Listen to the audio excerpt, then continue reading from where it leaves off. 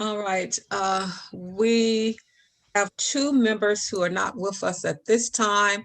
Possibly they will join us shortly. We do have a quorum, so we can move forward with the business of the day. The meeting will proceed with board business, case reviews, and if our guest is here, we will include the guest at the appropriate point in the meeting. I have comments I would like to share today. As you know, today marks the 1 year point when George Floyd lost his life. In an effort to prevent such tragedies in the future, legislation bearing his name was introduced in Congress. It is stalled with no projected date for passage. The lingering question for me is why? Can we agree on the sacredness of human life? We have mourned, honored the man at the heart of this situation, and felt sorrow over this murder. We have marched peacefully, held many public and private conversations, engaged in many personal self-reflections, and participated on committees and task force focused on societal change. We've also attended webinars in the hope that disrespect for the lives of people of color would cease. But time and time again, much too often, we hear of the vicious, disastrous, and unlawful attacks on people of color. We have seen increased efforts for police reform and accountability. These efforts must not play to the sentiments of some, but we must have real commitment to work continuously for change. Personal attitudes, beliefs, and ingrained positionalities of privilege must be confronted and called out so individuals are made aware of this thinking, their behaviors, and their actions. Silence is not acceptable when human lives are disrespected. As a member of this board, I vow to represent the public's interests while also carefully understanding and scrutinizing actions of the police. We must hold law enforcement accountable for these actions, whether reasonable, and certainly when not, we will exercise fair judgments as we consider concerns and issues on both sides. Racism and oppression cannot continue at the level we have seen it lately, and this board would take appropriate actions when investigating and making fair decisions that involve all parties. As we face the future, I want to be optimistic that we will have a more unified and just world where all humans will be respected. And this board will do whatever it can to make that come about. So those are my comments. Thank you very much.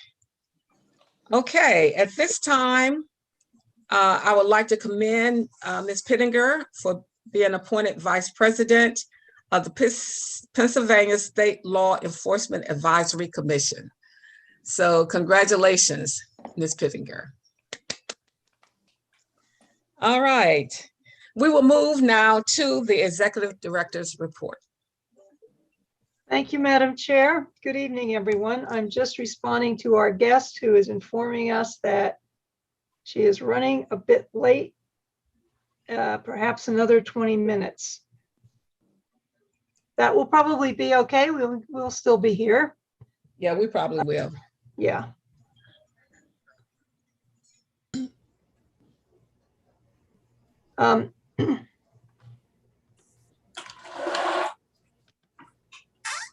Let me just tell her yes, come when she can.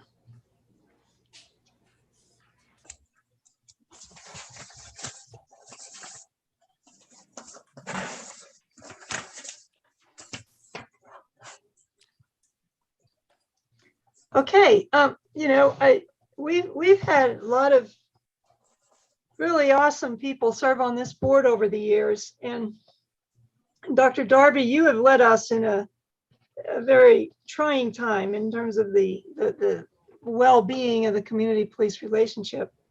And I was delighted when I saw that your sorority the Alpha Alpha Omega chapter, decided to highlight you and to recognize you online with a profile, which we did post to our Facebook page. Thank Noting you. that, we are so blessed to have you here at the helm. And I look forward to many more meetings, many more opportunities to pursue our common interests and to take this board where it can go. So if you haven't Thank had you. an opportunity to see this profile, it is posted on our Facebook page. I was quite surprised to see it myself. They told me they were going to do it, but I didn't know when. And you were the first, as it should be. Yeah, it was very impressive and a very nice recognition and acknowledgement of your Thank you. accomplishments. And we have 3 board terms that will be expiring on October 31st. As the city code requires, Dr. Darby has to give notice to the public. And then we follow up with notice to the mayor and to the city council. The 3 seats that are going to expire, Dr. Mary Jo Gershio, Ms. Karen McClellan, who is a law enforcement professional. Dr. Gershio is not. And the 3rd seat, or both of those individuals, Ms. McClellan and Dr. Gershio, are city council nominees.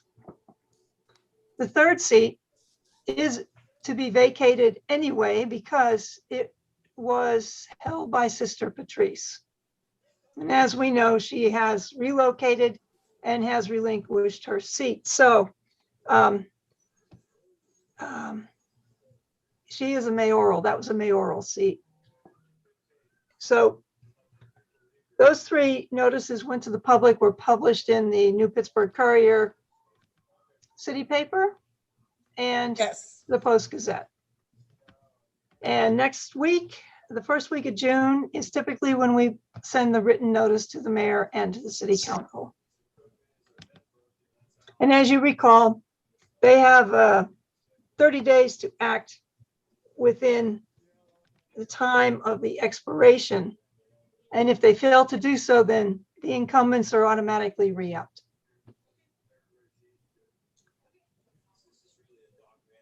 I think that Dr. Gershio and Ms. McClellan, you can certainly make your intentions known. It was my understanding that you were both able and willing to continue serving if that was the pleasure of the appointing authorities. Yes. Thank you. Yes, that's correct, Beth. Good.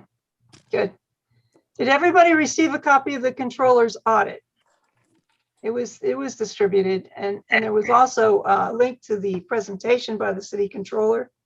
I won't belabor it here, but it was a very comprehensive and thorough review of the operations of the Citizen Police Review Board. Of some very interesting and very progressive recommendations were included in that report. Probably the most significant, it was a controller's recognition that your work is much broader in scope than you currently have the capacity to fulfill. There are some departments in the country that have been looking at doing a proportional budgeting to their local police department, to their oversight entity. Here, Mr. Lamb did recommend that we be proportionate to the City of Pittsburgh's Bureau of Police budget, so that we have some, we would grow with it, we would shrink with it, and whatever it was, we would be tied to their budget, but not a part of their budget. And he had, if I recall correctly, recommended it like as an example, like 2%. Well, that would take us from $680,000 to a little over $2 million. So you can, just that alone represents what the capacity we need that we could fulfill. We could actually expand our capacity and our expertise and do and fulfill completely the mandate of the original charter as well as the amended charter from last November. So we're preparing accordingly. We're planning accordingly for everything from where we are now to where potentially we could be and everything in between. We find that it's critically important that you be able to meet the demands of your obligations in a way that's competent, and it gives it all you can give. Right now, we are limited. We're limited. And so we are conducting the most important aspect and the most labor intensive aspect, which is the case investigations. The rest of it, we have engaged with community partners. So you kind of delegate to them to get the message out there, to engage in activities that would promote, safe encounters with police officers. But it would be much more secure and stable for organizational purposes if you can conduct an organized plan, a strategic plan on how we can fulfill the dimensions of your obligations. One of those obligations, of course, you'll recall, is to conduct a joint performance audit of the Pittsburgh Bureau of Police in conjunction with the city controller. I reported last month that those plans were underway, and I can tell you that that has commenced. So we will work with the controller, and we will fulfill that requirement or that direction from the people that they gave us last November. And we'll report back to you as is appropriate, but more than likely not until the audit has been completed, which would be the protocol followed by the controller's office.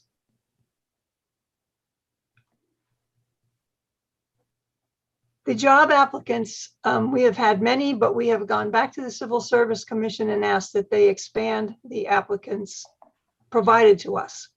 There was some, you may recall, we had asked that anyone who applied for the jobs that we posted were current residents at the city of Pittsburgh at the time of application.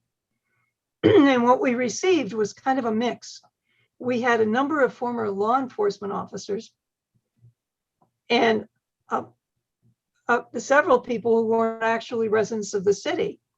So we were concerned that maybe there was a misunderstanding in terms of the type of individual we were looking for in terms of the qualifications. We didn't want to just hire somebody who's an officer somewhere along the line. That doesn't qualify you to work for the Citizen Police Review Board as an investigator or anything else, just in and of itself. We believe that our qualifications list and the prerequisites and such were all quite appropriate. For whatever reason, we were concerned that maybe what we received, we should have another look at who applied. So we're waiting for an answer. I believe they make that decision this week. Stephanie? Thursday they make it. Okay, good. Then we'll proceed on that and screen those applications and then set some interviews up, and hopefully by midsummer have another investigator on the job. You celebrated your 24th anniversary on May 20th. 24, that's 24 years you have withstood everything that's been thrown at you, but it is remarkable. And next year will mark your 25th anniversary. That's wow, that's significant.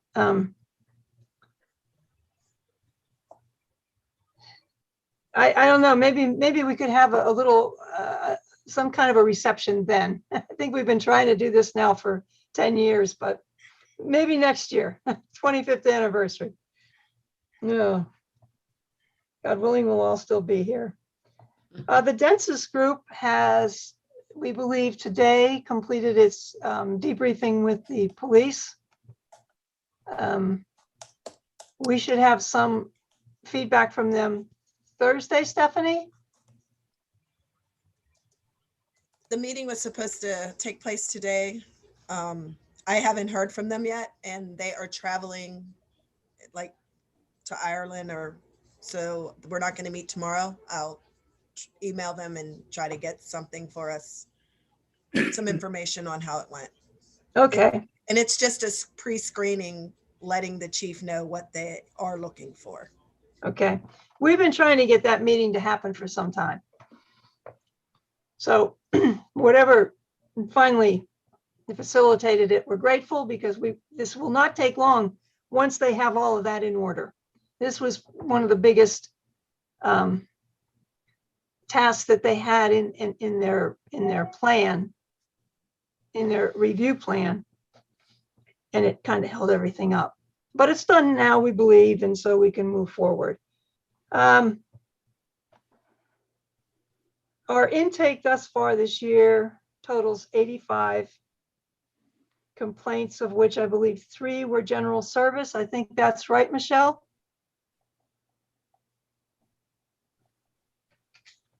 Yes, that's right. That's correct. Yes. Okay, sorry. I know, sorry. And of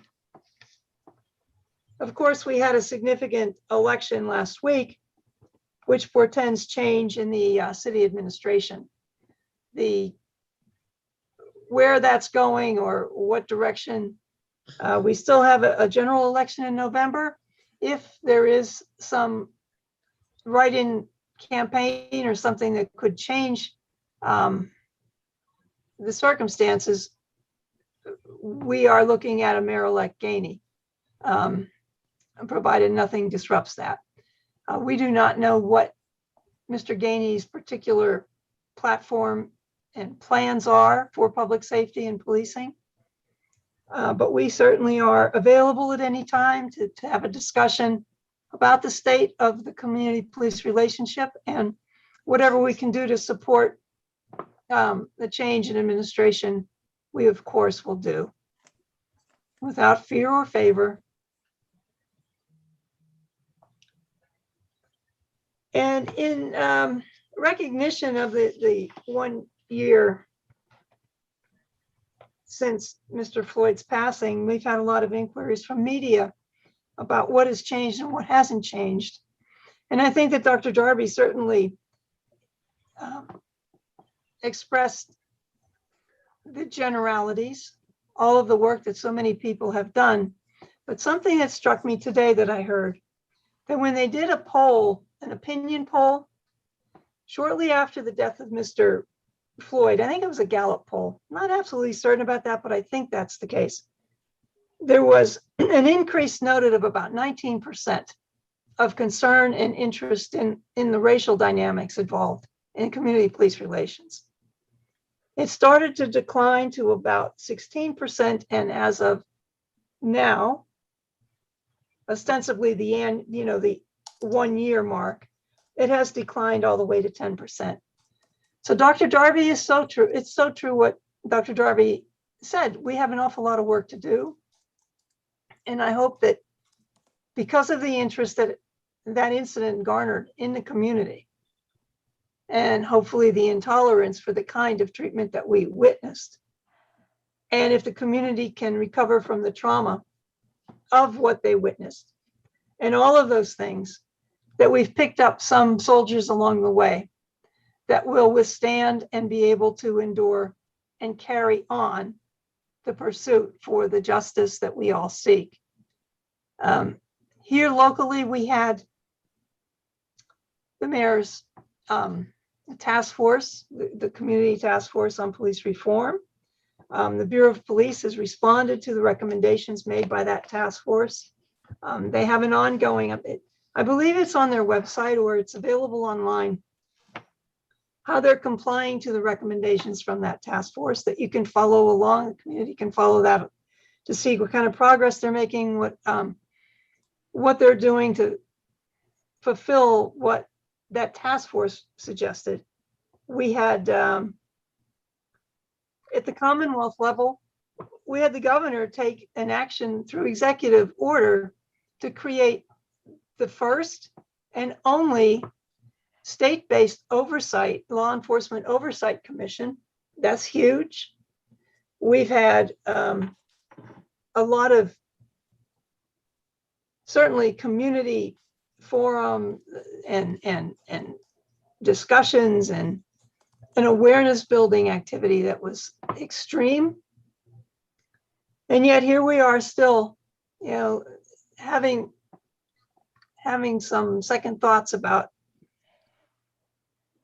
have we come very far? So I don't know how we ultimately manage all of it, but I do know that this board and our staff have done everything they can do to promote a safe and a appropriate relationship between the community and the police. If we see some integration, better integration of the human services, I mean, 35, 40 years of disinvestment has brought us to this. And we expect police officers to be able to take care of the hungry, of the homeless, of people who are having a mental health crisis, behavioral issues, everything that they are ill-equipped, incompetent, and totally unprepared to deal with. So here, Allegheny County provides those services under statute. We are entitled to access those services, and I hope that we see that being more integrated into the city life rather than attempting to replicate it by creating offices to provide those same services. But we know that the Community Wellness Office, the Community Engagement Office of the Bureau of Police, they are making great strides in making their visibility and their awareness of community needs known. And so hopefully we are on the right path, but I guess that remains to be seen. We did have a number of inquiries though, and I don't know, it's certainly not it's hard to call it an anniversary or any, it's just a tragic thing. And I'll wrap with this. We also saw something unique, and that is Chauvin was held accountable. That's huge. We have people concerned and looking at the qualified immunity issue. You know, we have a recalcitrant Washington, D.C., a Congress that does not want to address issues that are relevant to the safety of communities, that puts everybody in danger, including the cops. And there's a lot of activity out there. So we're on our way, and hopefully we're going to end up looking back and saying, wow, we've come a long way, just as we have here enjoyed that reflection when we look back on where the Bureau of Police was in 1997 compared to where they are today in 2021. I have nothing else for you. If you have questions, I'm happy to answer them. If not, Madam Chair, I'm finished with the exception of introducing our guest when she arrives. Okay. Thank you. Are there questions or comments for Ms. Pittinger? Thank you for that report. Do we have any unfinished business? I don't think so. Okay. I don't have any new business. Any board members? All right. We'll now move to the case reviews. Madam Chair, Yes. do we need to approve the minutes from the last meeting? Oh, did I skip that? I don't know. Either we did it and I missed it, or No, I may have skipped it. Okay, we can go back. They do need approved.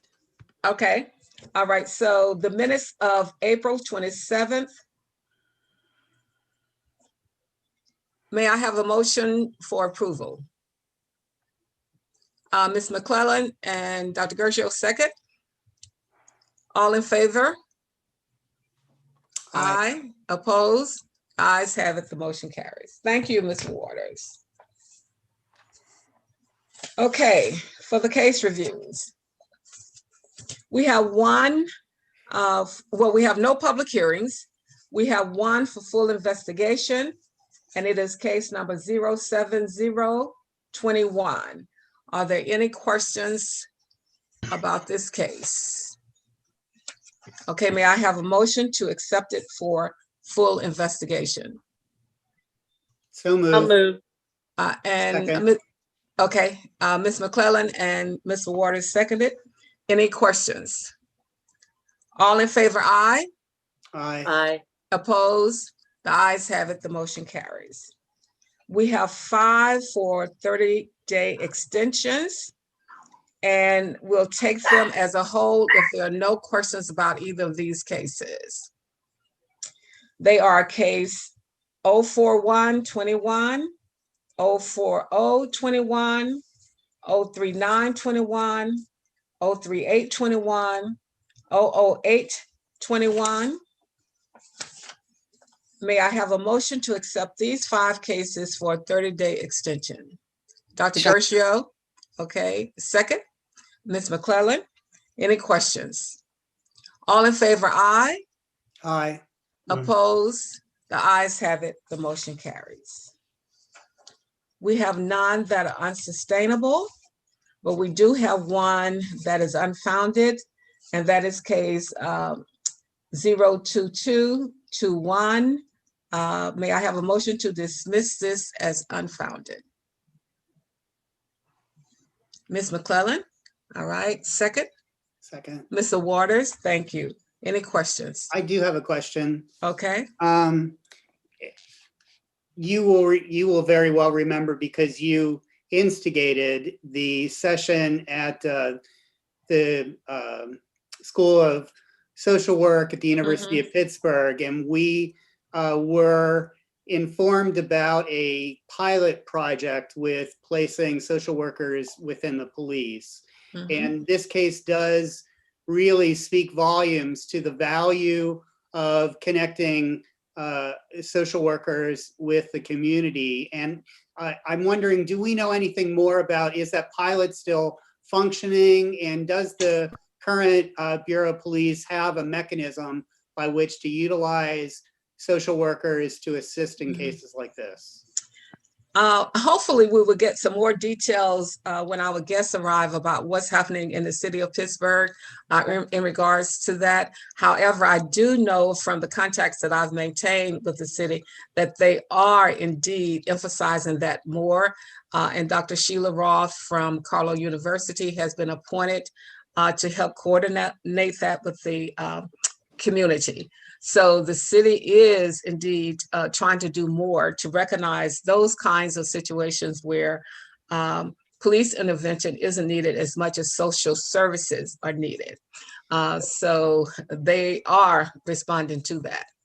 I can speak more directly about Wilkinsburg, where I'm working with their project right now. And Chief Coleman has really been supportive of our efforts in that area. And we have social work students with them right now. We do have to find funds to keep them on full time, but they are working with the police, and they're developing strategies that will allow them to go out with the police to respond to certain situations. So with the case that's before us, 2221, Mhm. I can support dismissing this as unfounded, but unlike most cases, when we dismiss it, we're done with it. I would simply ask, could we follow up so that we know if there is further action down the road?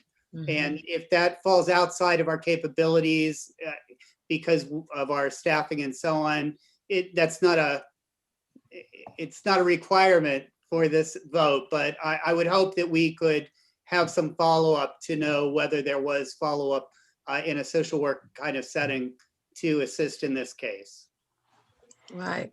Clearly, there is a need for understanding behaviors and why people respond the way they do. And the reactions are natural in some instances. So Ms. Pittinger, how much involvement could we have in terms of knowing what happens here? I believe that's the case where I asked the investigator to follow up and to determine how do they intend or have they deployed any social service support to this individual. This person has relocated from the original location to another across town, which means the chances are good that the behaviors are going to emerge in the new residence. So I asked that he follow up with that and to also facilitate a meeting between the lieutenant who knows the individual from zone 2 Mhm, mhm. and so that the transfer of knowledge about this individual will go with that person so that the law enforcement over in zone 1 is not, starting all over again. Mhm. So we're testing the social service support, and we're also making sure that unique information about the individual's behavioral concerns will be known to the local law enforcement. So when they start to get calls, it won't be a fresh cold call where untoward things could end up happening. With them having prior knowledge, it may reduce the chances of that. So yes, even though you're closing the case, we're still going to facilitate those things. Thank you very much. Yeah. And I think that's crucial to making sure that there is a response that could mediate some of the behavior in the future. Yeah. Okay, we'll move on. We don't have any other cases, but we do have 2 suspensions. Madam Chair, we didn't actually vote on that. Oh, I'm very sorry. I'm just moving us along. Okay, sorry about that. May I have a motion to move case 02221, dismiss it as unfounded?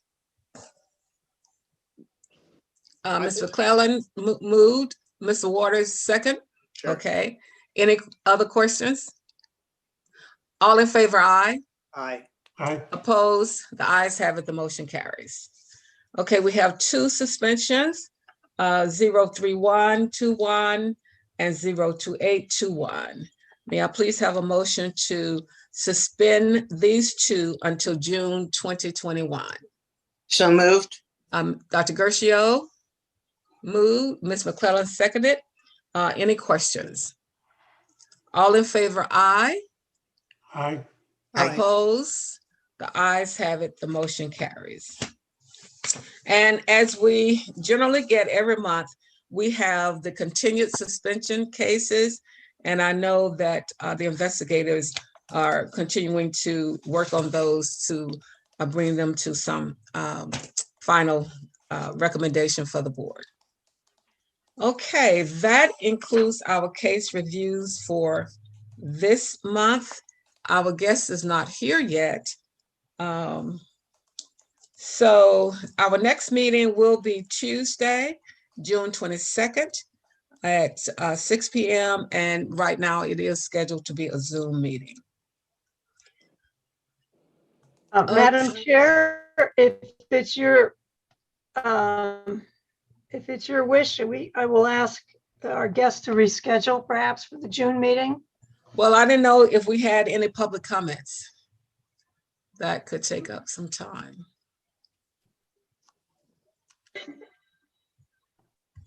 Okay, no, Nothing's in the chat. nothing's in the chat. Okay. Just hi from the Ozarks. Hi, Ozarks. We miss seeing you. We certainly do. Were there any comments you wanted to make further about the audit that may take up a few more minutes? I know you've given the full report already. I think there was another comment. I wasn't sure. It went past quickly, so I wasn't sure. Yes, about copies. Yeah, I thought I saw that. Oh, curious about when Kofi's report will be discussed. I do realize that there were comments about the Kofi's discussion at last month's meeting. What I would want us to do is to identify the focus of the interest for that discussion, because that report is available. The staff wrote up a comprehensive report. So as opposed to just reviewing the report, if we can have whoever wants and is requesting that, if they can identify the focus of that discussion, we can certainly structure it around their concern. Oh, I requested that we have a discussion of the report, and we did tentatively say that we would discuss it at the next meeting in June. although that may not be the most ideal timing. And I believe that what I'd like to see happen is just kind of walk through the report piece by piece so that it's very clearly entered into the public domain, some of the important findings in it. I think that that would fulfill the kind of requests I had for a public hearing. I still would like to have a focus because that is a report that reviews what the investigators found. So it's not the same as a public hearing. Yes, it isn't. So if we could have a focus for it, because I mean, we can read it and then, you know, come together if there are specific questions about specific areas. But again, it's an investigation. Yes. It's not a report. So we just need clarity on exactly what the outcome is to be, you know, I don't think reading it in a meeting is effective. I really don't. But if there are points that are needed for clarification, we can address those points.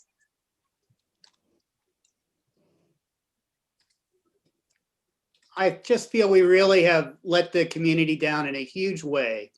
And I think it's our responsibility to help make that material as accessible as possible. And while I commend our staff on the investigation, I commend our staff on making that report available on the website. It is my personal opinion we have really failed the city of Pittsburgh and the community by not doing more to make the details evident. And it is an investigation, it is a report, it has been published. And I think discussing the highlights of that report, the things that it states is not unreasonable.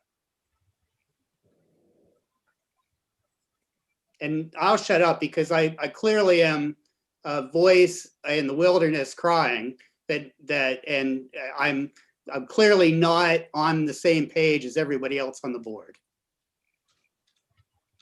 I just want to challenge your comment that we failed the community.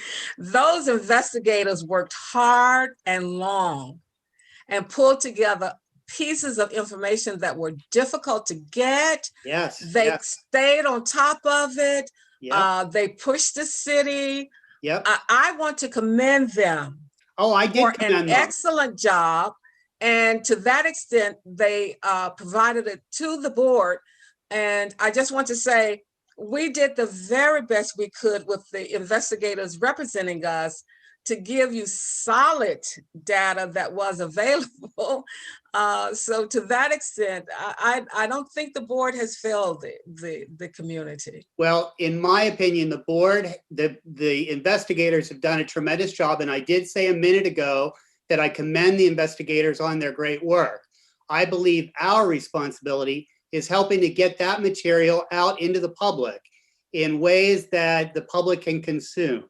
And simply placing that report on the website, I do not believe does that adequately. And you can disagree with me, and I'm happy for us to agree to disagree, but I've stated my opinion. Mr. Green? I think the question becomes, how could we put the information before the public in a way that is more effective than what we've done so far? I don't have an answer for that, but I think that's the question.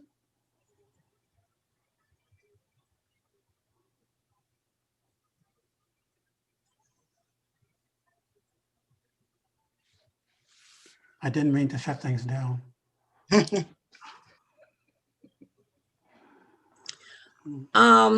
I think the best approach is to consult with Ms. Pittinger in regards to the report and how we could even structure a session. I mean, we can read from the report to the public, or we can, and for me, it's not a critical point. All of it is critical because each action that happened in that bar leads to other actions and non-actions by the police department itself are not emphasizing the correct behavior that was expected.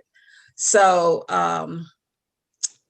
we would just need to figure out how that could be done without reading a report word for word. Ms. McClellan. It's my understanding that that report is on the website, correct? Correct. Okay. If we go and try to explain that report, we run the risk of skewing it. So I think leaving it stand on its merit, it was a very well written and very thorough report. And I think letting it stand just the way it is the way to put it out there to the public. Well, that's the reason I stated it would be reading the report to the public, because we can't extrapolate from Right. what is there. It's facts. Right. It's documented circumstances of actions. We can't, analyze that. We could just report that it happened, and that's what's in the report that's on Right. the web.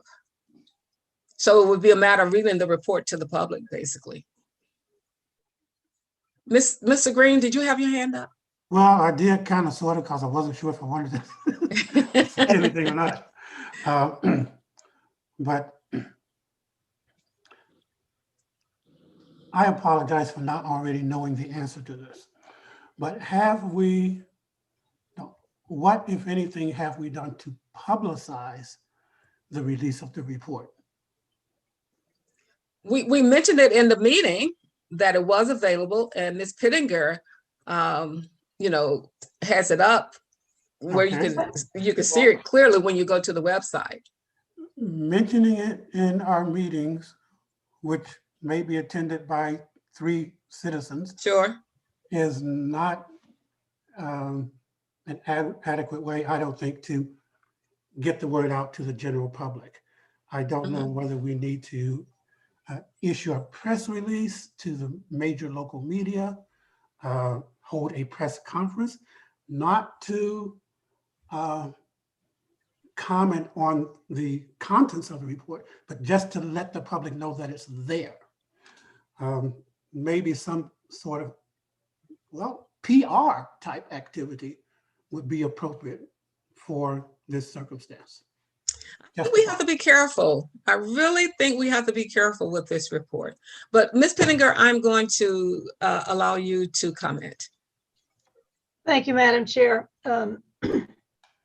I would remind the board also that this case is in litigation, Yeah. which is partially why we did not have much cooperation or more transparent conversation with the chief of police and the assistant chief, who came to you in October and explained to the extent they were permitted what they did to manage that incident.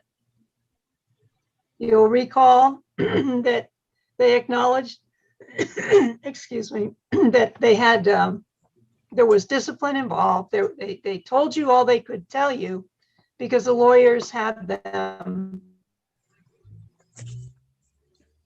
silenced. They can't talk because it was in litigation. I don't know that we're going to get anything more than what they provided until there's some finding or settlement. And even that's not going to be a public record, because if it's not adjudicated, then there's no public record. It's just their dispute going back and forth. So I don't know. I mean, we can remind people, or we can certainly reach out to some of the media that is interested in your work and ask them to review the report and make it known that this report exists and where it's available. We're not going to get any more information from the city until that case is resolved. And then there will probably be some kind of a non-disclosure agreement, something that will restrict any further discussion. And the other part of it is, you are the only entity in the community that kept this case alive and front and center and scrutinized.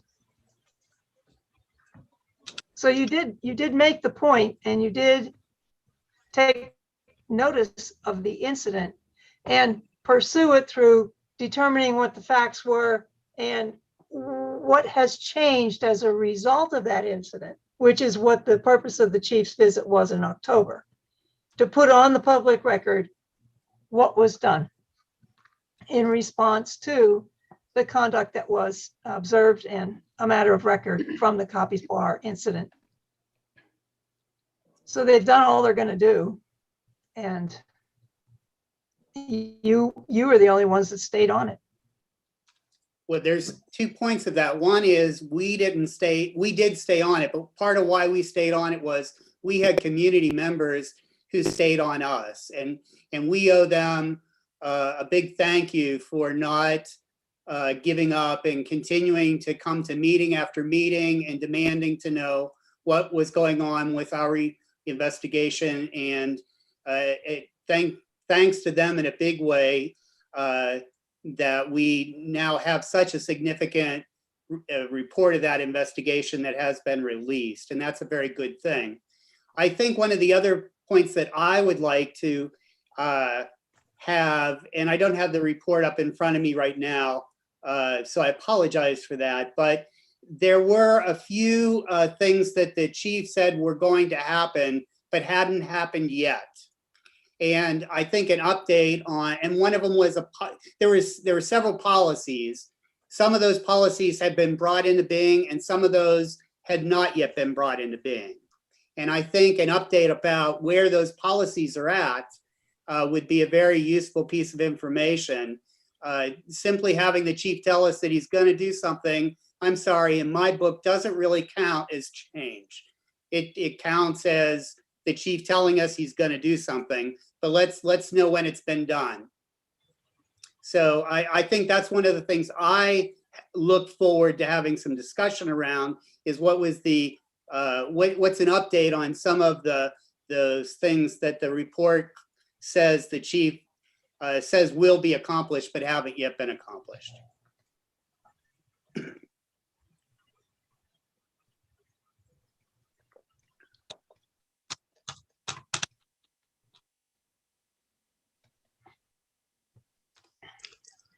Ms. Pinniger, could you give us some guidance, not necessarily tonight, on what some possible future efforts could be in regards to the report? I'll follow up with the discussion we had in October. You'll recall there were some suggestions made during that discussion, like a pre and post alcohol level, some of the things that the assistant chief couldn't commit to at that point, and that they would consider those things. And I'll pull out what we spoke about in October, and I'll ask for an update from the policy folks and see what was adopted and what wasn't.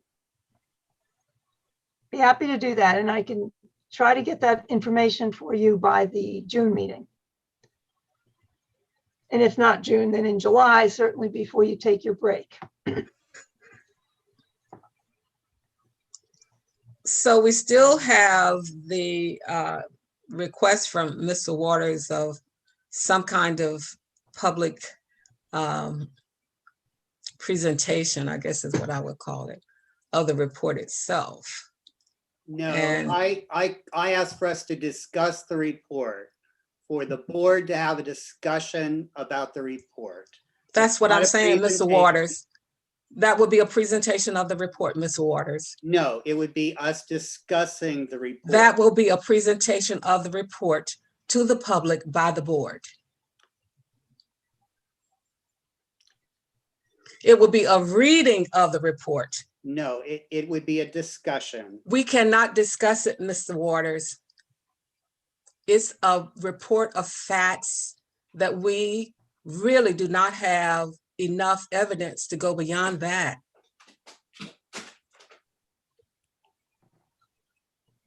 I'm glad that we're on YouTube. I'm glad the city of Pittsburgh can hear that a group of people cannot have a discussion about such an important report. Thank you very much. I'm going to mute my mic. I may leave the meeting, and I thank you very much for your help tonight.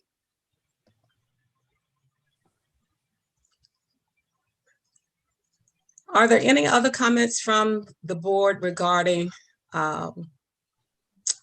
your position on an action by the board?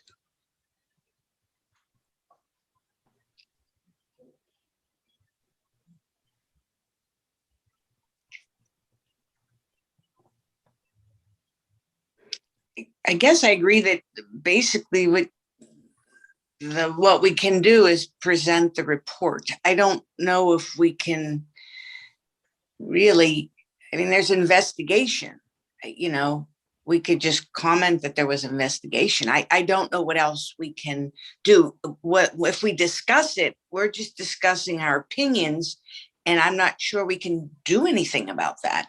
It's an investigation and facts that were set, whether we disagree or agree. That's, you know, do we have to, you know, I guess, Tom, are you looking for us to agree or disagree in as a whole? I'm not certain what this discussion would be, and if someone can help me understand that. Well, I don't know why there's so much fear of discussing, and you're right. We could not do more than share our opinions about what we read in a report. Yes. And I think us doing that can have a tremendous value. And I don't know why we are so afraid to have a simple discussion. I'm not sure what you mean it would have so much value. It's because it's an opinion, and there's not much you can do with an investigation.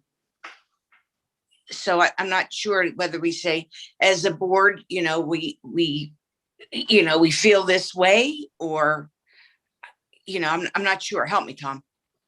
Well, we had a discussion a few meetings ago about how we might think about how we better suit the public. And we shared ideas and thoughts, and we heard each other, and all of that is a discussion. And we have a report that we have all read that we could share similar ideas that you're right. They don't have any, they aren't requirements. They aren't policy, none of that. But one of the things that the community, I hear from the community is much as that came out in that meeting, Mr. Williams talking about the community needs to know about how much we care and what we think about many of these things. So I'm going to revoke my request that we have a discussion of the report, because that clearly is never going to happen. And I have said all I can say for why I think it would be useful. I know there are community members who are with me, but the board is not. And the board as a whole is a board, and it's going to make choices and act in ways that it feels is best. And I'm going to stop at that. I think we've done a great service, a really great service to the community by expending hours and hours and hours to collect data for that report under some extremely difficult situations and put it into a readable document. Again, it's a document of facts, of actually what happened, and also the expectations from the Bureau of Police. So to that extent, I do feel that it's a credible report. And we will hopefully have individuals who will want to go to the website and read it in its entirety. Madam Chair, may I join your conversation? Sure. I think there are a couple of things and how we think about this. And one is as how the board thinks about something is formalized in the sense that you would issue findings and recommendations. You can't issue those without having a public hearing.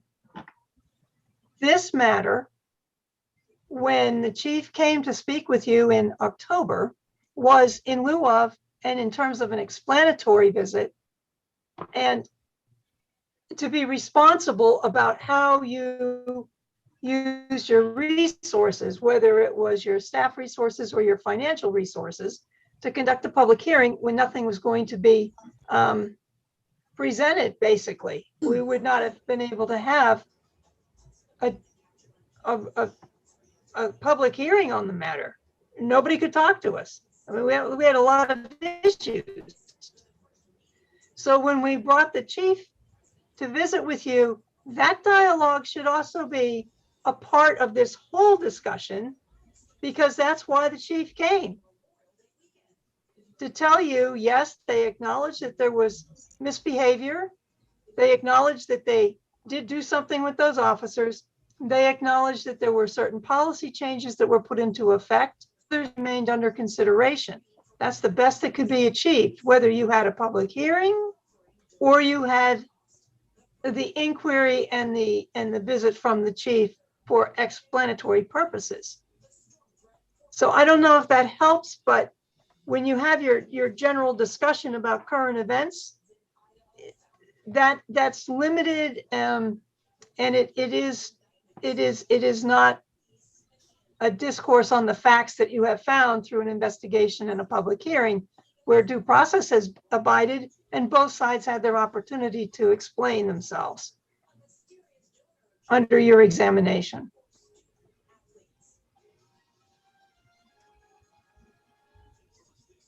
Hey, Beth, Tiffany's here. Our guest is in the audience. Yes. Okay. All of our discussions have to be public regarding matters, and at this point, I would like to defer further comments about this to the June meeting. And we will have our guests at this time. Okay.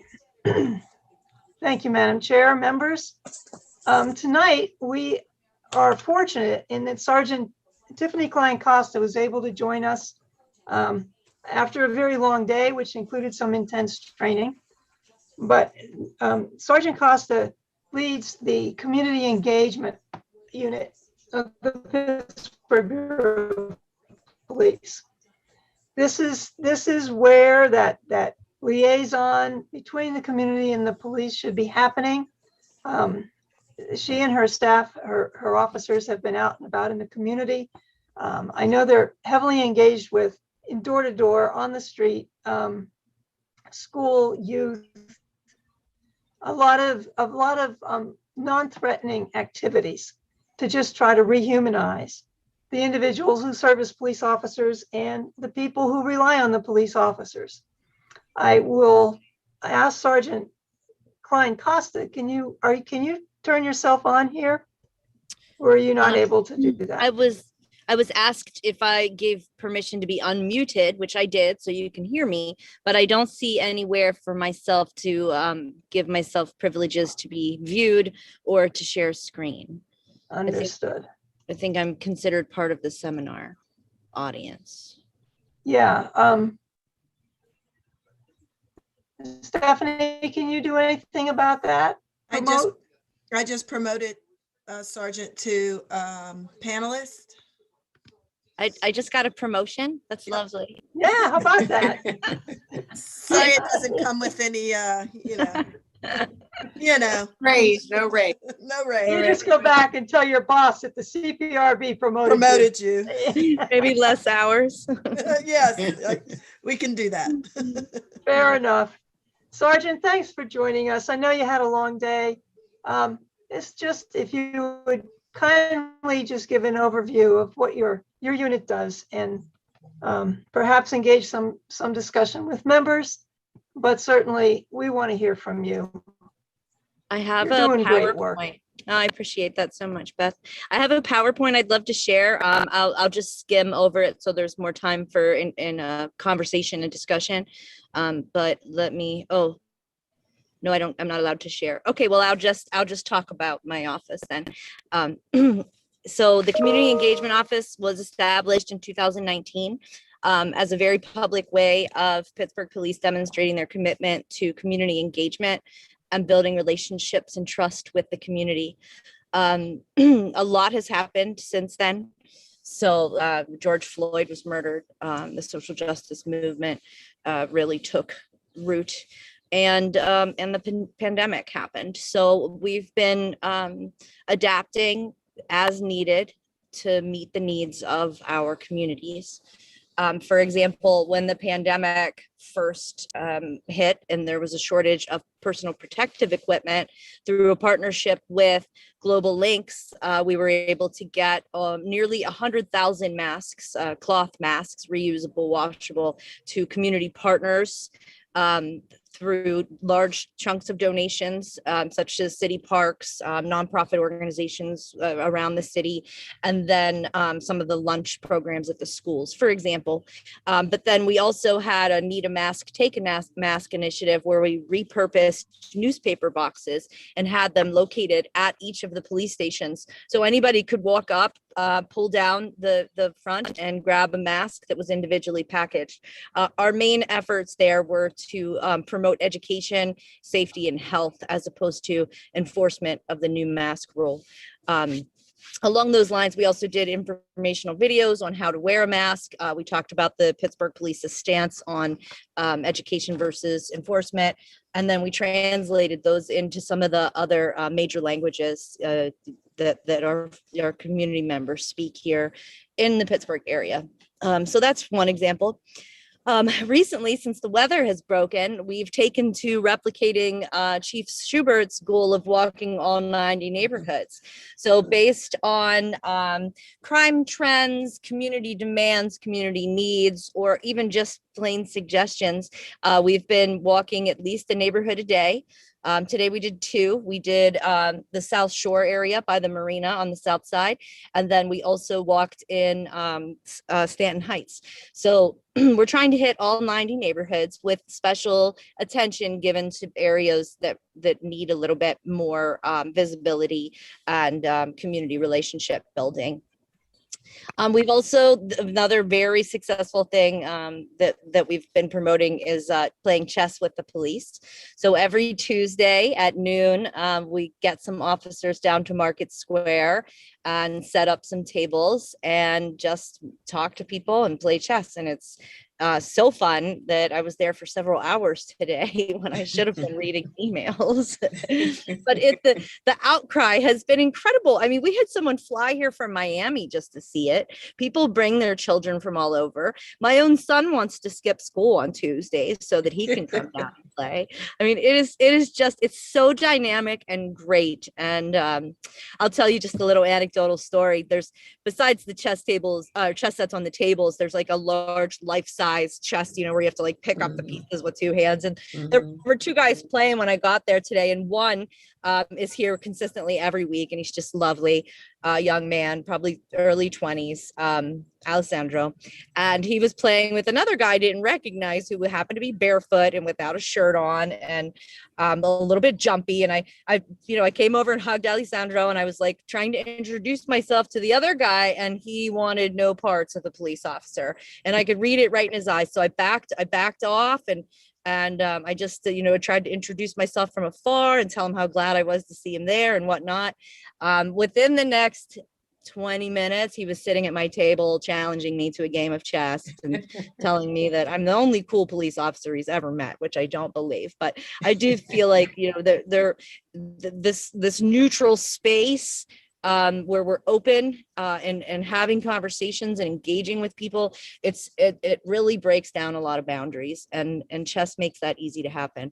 We're expanding that to Wednesdays in Allegheny Commons starting tomorrow in a partnership with the Pittsburgh Parks Conservancy and Queen's Gambit, which is a locally run nonprofit. So, you know, I've always, and I worked in nonprofit work way before I was a police officer many years ago as an AmeriCorps Vista volunteer. And at that point, my mentor taught me, like, you don't need to reinvent the wheel. You don't need to create spaces necessarily and invite people to come. What you need to do is take yourself to the spaces where people exist and have those conversations on their level. So that's been my approach. That was my approach with schools. I started a program called Youth Connections a few years ago. Myself, I was in the West End, Commander Lando was in the East End. We were both doing the same thing. And once we realized it, we joined forces. So it looks like taking police officers in plain clothes into high schools. I primarily focused on 9th grades because that I used to be a teacher too, and I know that's the mandatory Pennsylvania year for civics, and civics and police work makes sense.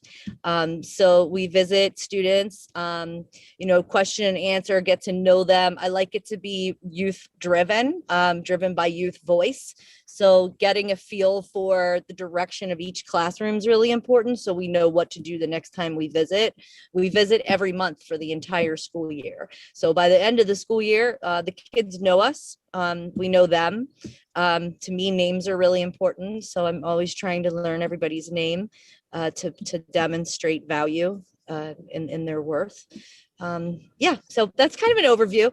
There's all kinds of exciting things happening. I could probably go on for hours. You know, we're expanding the pre-arrest diversion program. We're trying to get that established. We're expanding the juvenile diversion program, working on co-response programs, initiatives. Those are all going to run out of the community engagement office. Also, we've been working with faith-based leaders from all around the city to engage officers and faith-based leaders in conversations to slowly build that trust, build those relationships, and hopefully collaborations that lead to trust.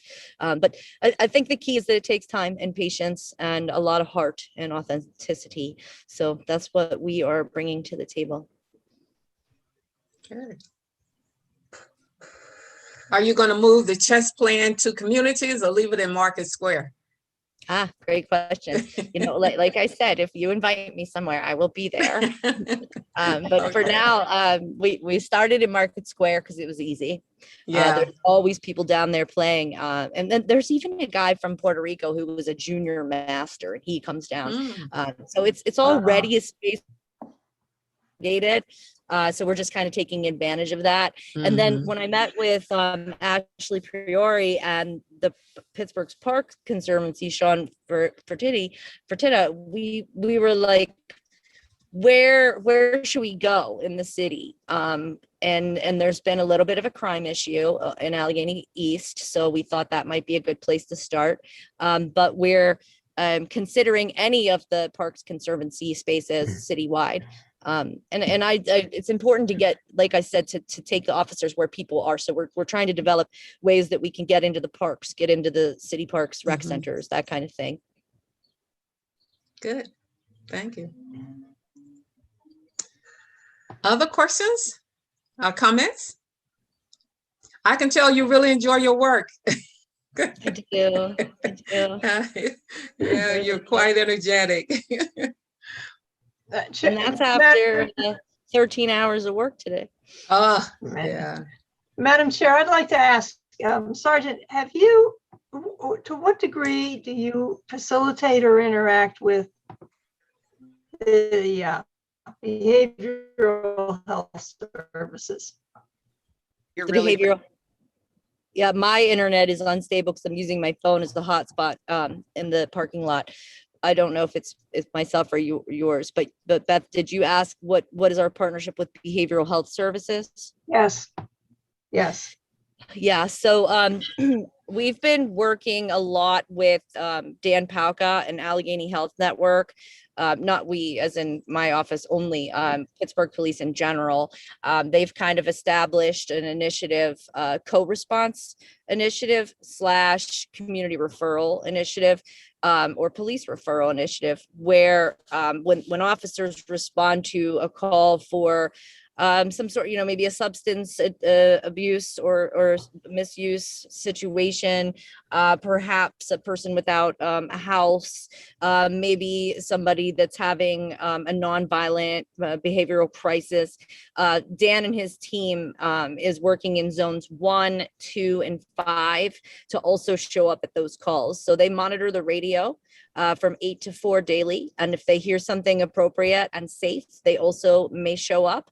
Or I was today walking around Mellon Park with the Zone 2 officers because we've had a lot of overdoses recently, and I kind of just needed to get an idea of the environmental design. So we were walking through and we engaged with 2 young women who were clearly under the influence, and one of them, like, we were medically concerned about. So trying to, talk to negotiate with her, like, should we get some medics here? Would you like to see the medics? Would you hang around if we called the medics? That kind of thing, which she was very adverse to.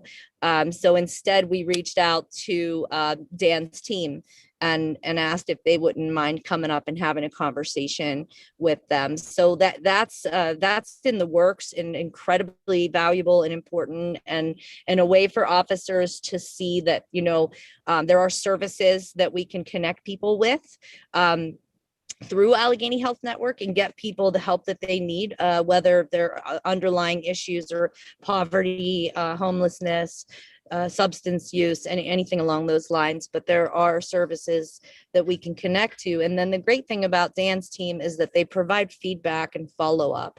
So not being specific about persons and any of their personal information, but just giving information like, we were able to provide this person with the help they needed. So officers love that kind of follow up, because then they know that that person is getting the help or assistance or support that they need. It's awesome work that your unit is doing. Mhm. Really is. Tremendous asset. Okay, other comments, questions?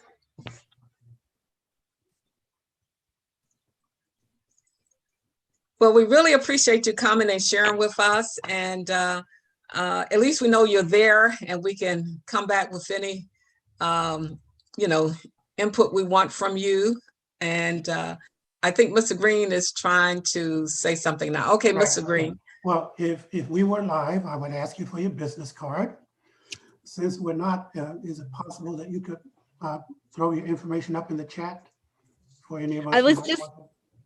I was just going to say that, Mr. Green. I was going to say, I was going to put my information in the chat, but then also I kind of have a question for you all. Okay. A way that you can be supportive of our work and the betterment of the city. Oftentimes, community members will ask, what can we do to help and participate? And besides saying, like, join us for this walk or organize a peace walk and we'll come, or let me know where you want us to play chess, I'm trying to put together like a list of ways that community members and Pittsburgh residents can get involved to help promote community policing and relationship building policing, and also promote a sense of public safety and security within their own neighborhoods. So while I have all these great big brains here, I just thought I'd ask if you have any ideas outside the box. Are you working with any of the block? You know how they have block watch folks? And I think each neighborhood, or at least, each block has, concerned citizens that are interested in, working together. we do some work like that. Our community resource officers and neighborhood resource officers religiously attend those monthly meetings. Used to be in person, now in Zoom, much like this, where we present on the crime statistics, talk about trends, issues, a little bit of like public safety announcement kind of thing about trends, like, just reminders, like healthy safety reminders, like don't leave your gun in your car, don't leave your car running and walk into a business, that kind of thing. So we do engage with those groups. I've been asking them the same question, actually. Okay. Well, if any come to mind, we have your contact information and we can email you. Correct. Yes. Thank you Yes. so much. Indeed. Thank Thank you for you. the audience. Okay. Thank you. Bye, everybody. Bye-bye. Bye-bye. Thank you. Bye, Sergeant. All right, we're at the end of the agenda. Is there anything that we need to cover that we haven't? Okay, I mentioned earlier our next meeting, the June meeting on June 22nd. May I have a motion to adjourn? Dr. Gershio, a second.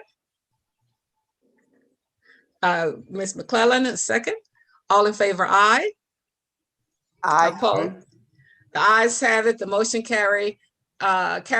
Please have a safe and enjoyable evening and week. Thank you.